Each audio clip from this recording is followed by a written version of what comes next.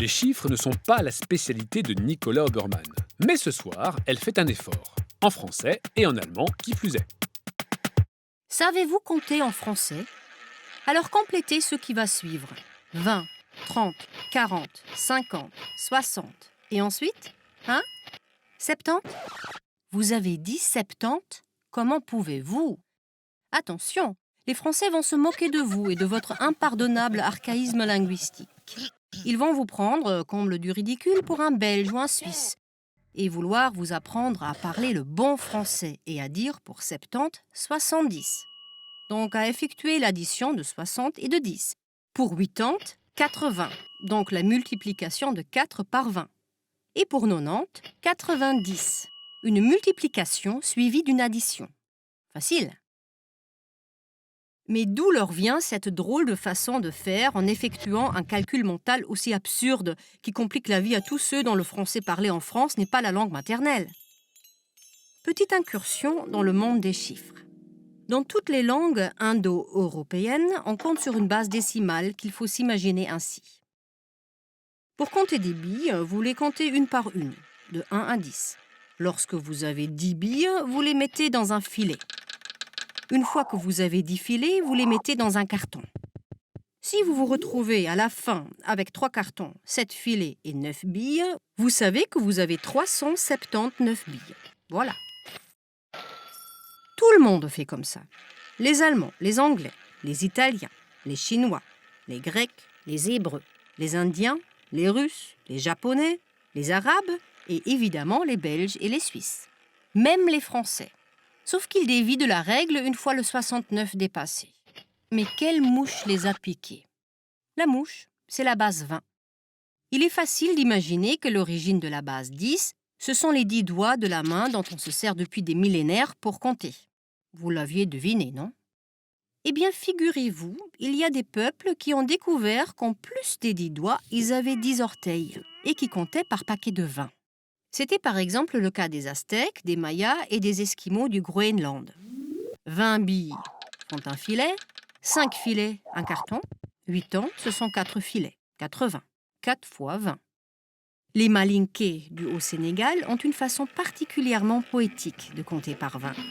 Le mot signifiant un homme complet est utilisé pour dire 20, car il a 10 doigts et 10 orteils. Pour 40, ils disent une couche, c'est-à-dire le nombre de doigts et d'orteils d'un couple réunis dans le même lit. On trouve également des traces de ce système appelé vigésimal chez les peuples celtiques, les Irlandais, les Bretons, les Gallois, etc. En breton, 40 se dit dauhugen, 2 fois 20. 60 se dit trihugen, 3 fois 20. Les Danois vont encore plus loin.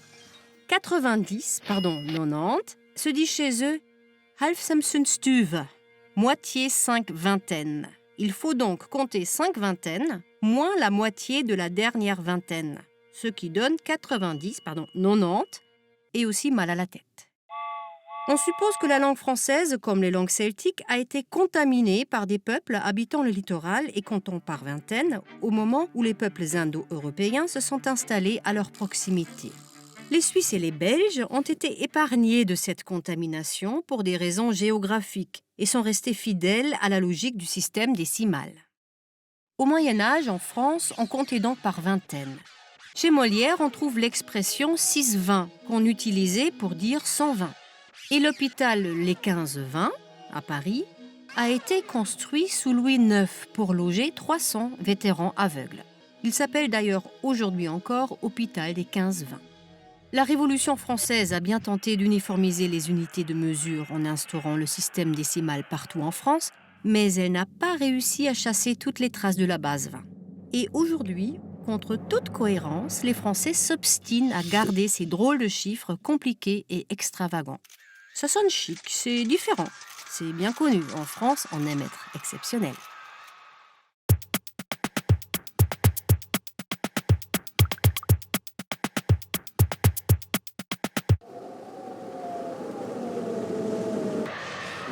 Gla gla gla gla gla gla gla gla gla. Gla gla gla gla. Gla gla gla. Gla gla gla gla gla. Gla gla gla gla gla gla. Gla gla gla gla. Gla gla gla. Gla gla gla gla gla gla.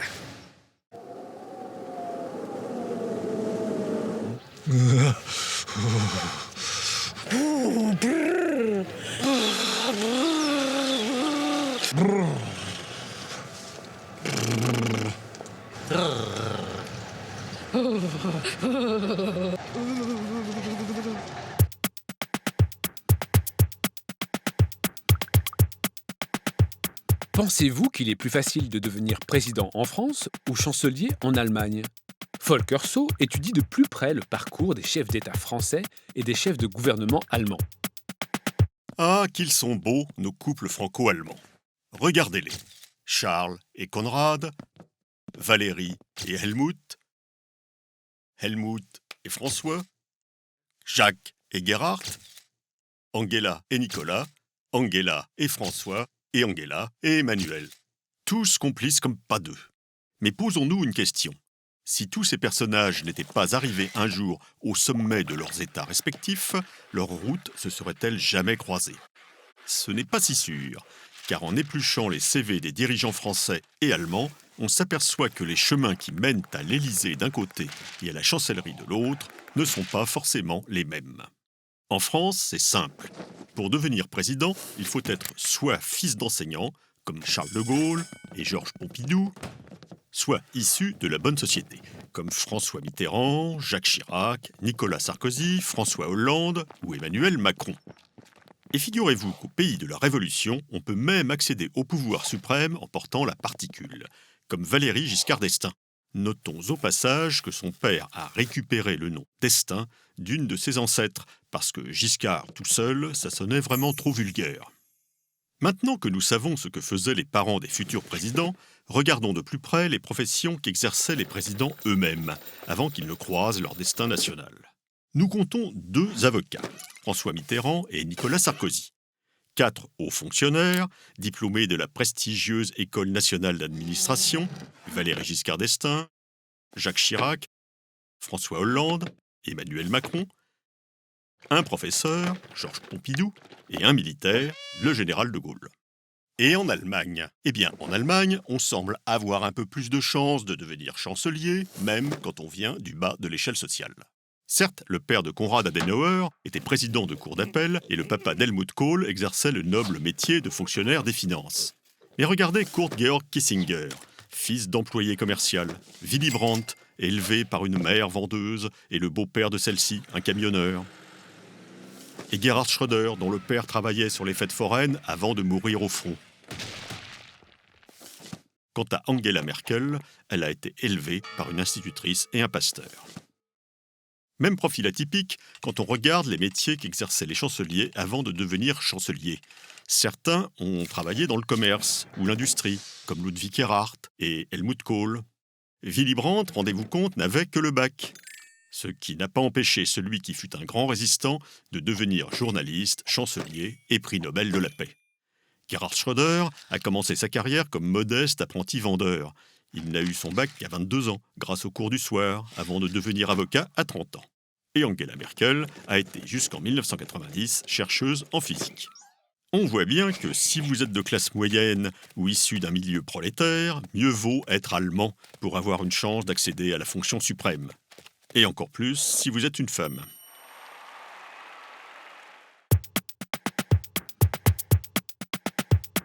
Et voici la devinette. Le plan qui va suivre dure 30 secondes. Où a-t-il été tourné? En France ou en Allemagne? Et où se cache l'indice? Parce qu'il y en a un, regardez bien.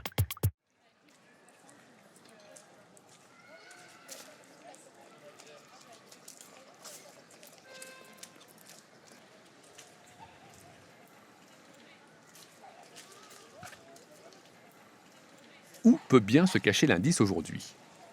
Vous trouvez?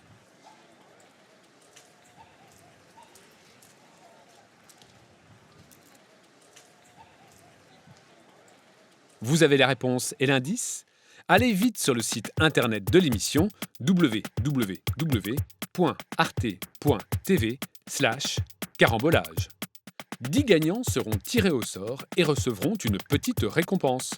Et voici maintenant la réponse à la dernière devinette. La devinette avant notre pause d'hiver. Ce n'était pas facile. L'indice était le logo de la Bahnhofsmission, un centre d'hébergement d'urgence qu'on trouve dans les gares allemandes, auquel Carambolage a d'ailleurs consacré un sujet. Il n'y a pas de centre de ce type dans les gares françaises. Nous étions donc en Allemagne.